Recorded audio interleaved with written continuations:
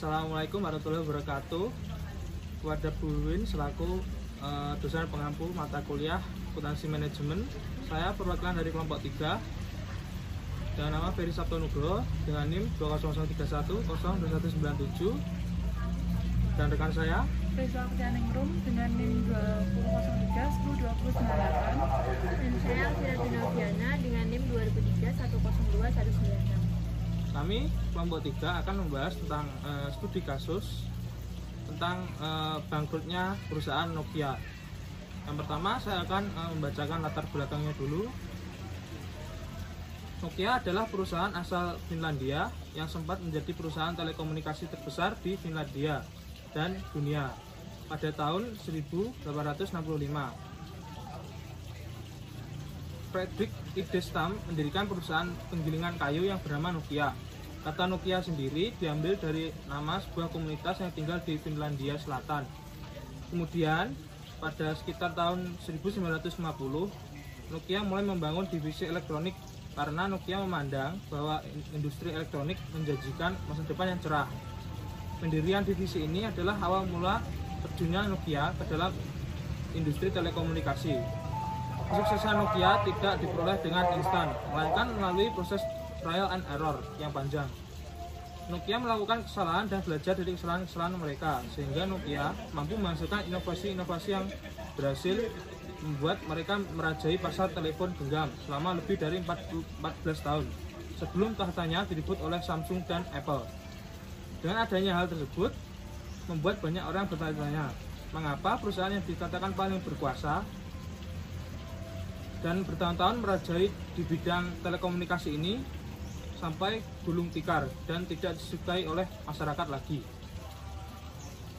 Nah, dimulai dari saya menanggapi kenapa sih kok Nokia itu mengalami kebangkrutan. Yang pertama yaitu lambat dalam berinovasi. Nah, Nokia itu kan sudah berdiri selama 14 tahun. Nah, di situ kan sudah mulai muncul Android dan sistem iOS, di mana sistem Android sendiri itu sudah ingin menjalin kerjasama sih dengan Nokia, tapi Nokia itu menolak dan lebih mempertahankan sistemnya sendiri, yaitu sistem Symbian, dan itu dirasa sistemnya terlalu jadul untuk keinginan konsumen sih.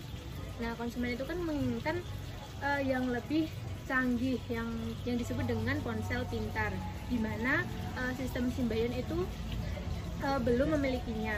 Nah, di sini Nokia itu lebih mempertahankan dari segi kualitas untuk hardware-nya saja, tapi untuk software-nya itu tidak terlalu dipentingkan. Nah, sehingga dengan hal itu, dengan adanya sistem Android dan iOS yang mulai muncul, itu kemungkinan konsumennya itu mulai beralih untuk memilih ponsel pintar tersebut. Nah, di sini juga Nokia itu tidak mengetahui apa sih yang diinginkan oleh konsumen, dimana konsumen itu kan ingin perusahaan Nokia itu dengan produknya yang terkenal sangat awet dan memiliki software yang sudah terkinian, bisa mencakup beberapa aplikasi itu. Nah, dari situ Nokia itu belum bisa mengetahui apa sih keinginan konsumen. Terus adanya juga pihak manajemen yang temperamen. Di sini juga berkaitan dengan karyawan-karyawannya dalam menerima kritik dan saran dari konsumen. Dimana sih produknya itu laku di pasaran atau enggak. Tapi di sini karyawannya itu memanipulasi adanya laporan tersebut, di mana banyak konsumen yang mulai beralih pada ponsel yang lebih pintar. Nah, di sini mengakibatkan adanya ketidakseimbangan sih antara hasil laporannya dengan pada kenyataannya. Nah, karena di sini bos-bosnya itu kan temperamen, sehingga karyawannya takut kalau ada kesalahan pada produk yang dijualnya. Nah, di sini Nokia itu juga terlalu melebih-lebihkan merek yang dimilikinya, dimana kan sudah bertahan selama 14 tahun dalam masyarakat lah. Nah, di situ kayak mengabaikan adanya pesaing-pesaing yang lain sehingga kurang menginovasi produk-produknya sehingga bisa diungguli oleh pesaing-pesaing yang lain. Seperti itu mungkin tanggapan dari saya. Terima kasih tanggapannya.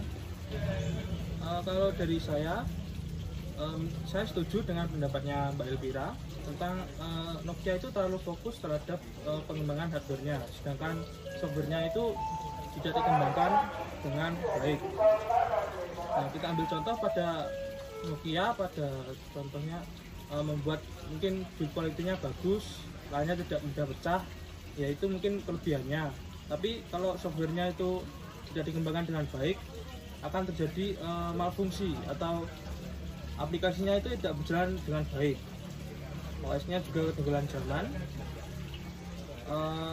Nah, pada saat Apple mengeluarkan produk inovasinya, yaitu iPhone dengan OS-nya yaitu bernama iOS dan berlayar touchscreen, itu menjadi sebuah pergantian tren yang mana membuat pelanggannya Nokia itu yang awalnya membeli telepon genggam beralih ke smartphone yang mungkin dengan keunikannya sendiri, seperti BBM mungkin adanya email, bisa mengirim email, terus ada media sosial juga, itu membuat keunikannya tersendiri. Sedangkan Nokia itu hampir sama, tidak ada keunikannya, mungkin bentuknya saja yang unik dari Nokia. Mungkin itu dari saya. Mungkin ada tambahan lagi, silakan. Baik, saya akan menanggapi dari tanggapan dari kalian. Yaitu menurut saya kebangkitan Nokia itu ada 3 faktor, yaitu yang pertama dari segi kualitas Nokia yang kalah dengan HP lainnya, contohnya dari Samsung dan Apple, sehingga menjadikan minat masyarakat untuk membeli Nokia itu semakin berkurang. Yang kedua itu adanya arogansi dari jajaran manajer, di mana perusahaan Nokia sendiri memiliki julukan budaya kerja mencekam, di mana hal ini dapat dibuktikan dengan adanya karya ilmiah yang berjudul Distribution, Attention, and Shared Emotion in the Innovation Process, di mana dalam studi ini periset melakukan wawancara kepada 76 manajer atau pegawai di level atas dan level menengah. Dalam studi ini, Hay dan Fiori menemukan bahwa budaya kinerja yang mencekam ini menjadi salah satu penyebab kebangkrutannya Nokia, di mana saat itu para pemimpin disebut cukup temperamental dan membuat manajer level menengah itu merasa ketakutan. Yang ketiga yaitu perusahaan yang gagal berinovasi, di mana dengan gagal berinovasi itu dengan kurangnya inovasi pada fitur handphone dan merasa puas dengan hasil kinerja sekarang, dan yang membuat perusahaan itu tidak berkembang sesuai dengan perkembangan sekarang, sehingga membuat perusahaan Nokia kalah dengan perusahaan Apple maupun Samsung yang selalu memunculkan fitur yang lebih canggih mengikuti perkembangan zaman. Mungkin dari saya itu sekian. Baik, karena kami sudah menganalisis dan mengetahui tentang sebab dari bangkrutnya perusahaan Nokia, lalu selanjutnya adalah apakah ada kaitannya dengan materi yang selama ini kita pelajari. Dari saya sendiri, menurut saya pribadi, kasus ini berkaitan langsung dengan TQM. Nah, TQM kan berkaitan dengan kepuasan pelanggan dan pengembangan kualitas. Nah, pada kasus Nokia tersebut, pengembangan kualitasnya itu tidak merata. Pada hardware itu lebih dikembangkan daripada softwarenya, yang mana itu membuat kepuasan pelanggan itu tidak terpenuhi, akhirnya menurun dan berpindah dari perusahaan HP yang lainnya yang lebih softwarenya itu lebih stabil. Nah, itu juga ada juga kasusnya di mana Nokia itu tidak terlalu mendengarkan suara kepuasan pelanggan, suara pelanggan maksudnya, maaf, yang mana membuat itu juga loyalty kepada Nokia itu berkurang, seperti tidak dihiraukan kepada Nokia itu. Mungkin itu saja dari saya. Mungkin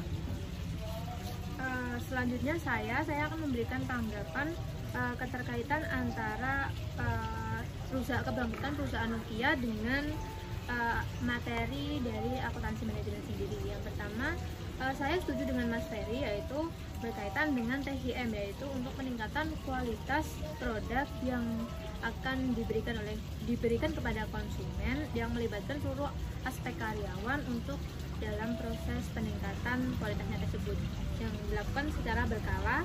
Nah, di sini dari segi konsumennya sendiri, perusahaan Nokia itu tidak mendengarkan apa sih keinginan konsumen, bagaimana produknya itu bisa memenuhi kepuasan konsumen. Selanjutnya dari segi karyawannya juga, dari pihak manajemen itu kurang keterkaitan antara satu pihak dengan pihak lain. Misalnya kayak karyawannya itu takut kepada atasannya karena atasannya itu terlalu temperamen. Selanjutnya dari segi kualitas, dari sini kan sudah tidak mengetahui apa sih keinginan konsumen, dan karyawannya juga tidak menyampaikan apa keinginan dari konsumennya itu, sehingga kualitasnya itu tidak terlalu dipentingkan, sehingga sulit untuk peningkatan kualitasnya. Nah, selanjutnya ini berkaitan dengan pengambilan keputusan dan pemecahan masalah. Dari sini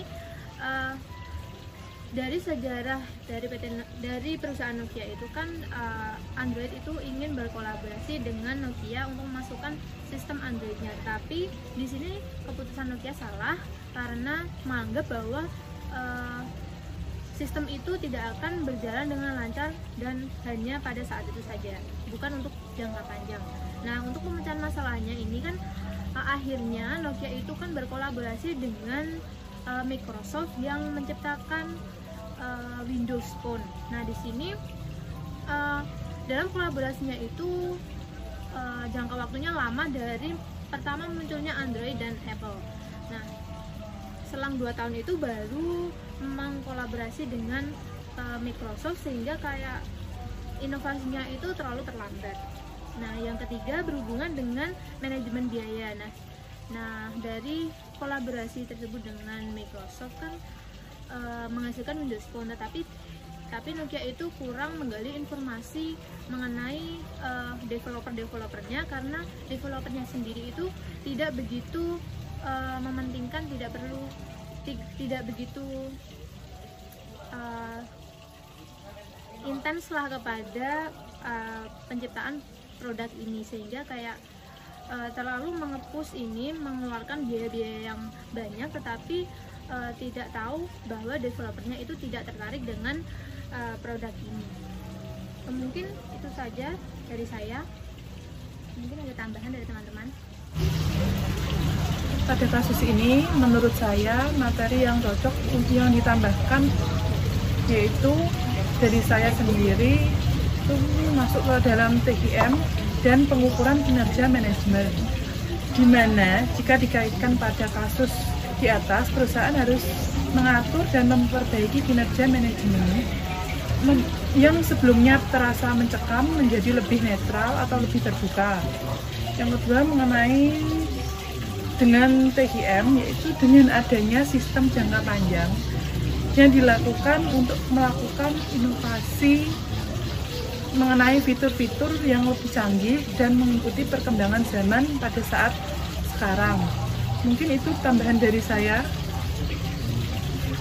Baik, terima kasih pada semuanya dan pendapat. Lalu selanjutnya, apakah ada saran yang seharusnya diterapkan oleh Nokia? Mungkin dari saya dulu, baiknya Nokia itu lebih fokus ke softwarenya juga, tidak hanya ke hardwarenya. Yang itu softwarenya juga bisa harus dikembangkan juga agar nantinya bisa bersaing dengan smartphone lain yang sudah softwarenya itu lebih stabil. Lalu ada juga seharusnya Nokia lebih mendengarkan kritik dan saran dari pihak internal maupun eksternalnya. Selanjutnya memperhatikan konsumen dan suara konsumen itu juga termasuk kepuasan pelanggan juga. Lalu yang terakhir dari saya, selalu terbuka pada perkembangan zaman. Mungkin itu dari saya. Selanjutnya ini ada tambahan. Baik, saya akan menambahi saran yang diberikan oleh Mas Ferry. Menurut saya sendiri itu sebaiknya perusahaan Nokia harus mengembangkan fitur yang lebih canggih. Betul kata Mas Ferry tadi mengenai softwarenya, dan melakukan strategi fokus pada produk dengan teknologi yang tinggi serta inovasi yang tiada henti yang harus dilakukan oleh perusahaan Nokia.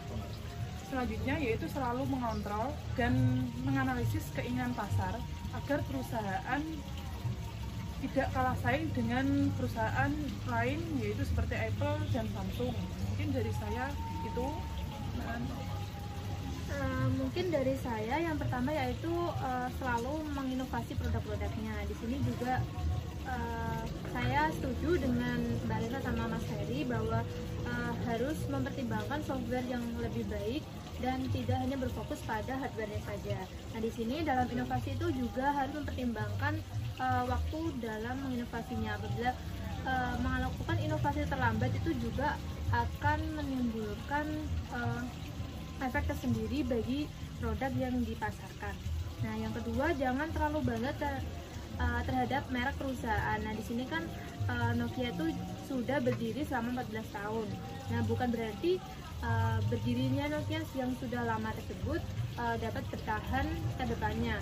Nah, selain itu kekuatan merek itu juga tidak selalu akan bertahan lama apabila tidak diimbangi dengan inovasi-inovasi terhadap produknya. Nah, yang selanjutnya ada keterbukaan terhadap kritik dan saran. Tadi sudah dijelaskan sama teman-teman juga. Kritik dan saran itu untuk mengetahui apa sih keinginan konsumen, apa yang menjadi kelemahan dari produk kita. Nah, sehingga dari sini kita juga dapat meningkatkan kualitas dari produk kita. Selanjutnya, keinginan konsumen itu menjadi tolak ukur lah produk kita, bagaimana sih cara mengembangkan produk kita agar menjaga loyalitas konsumen juga. Mungkin itu pendapat dari saya. Mungkin itu saja FGD dari kelompok kami. Apabila ada kesalahan, mohon maaf. Wassalamualaikum warahmatullahi wabarakatuh.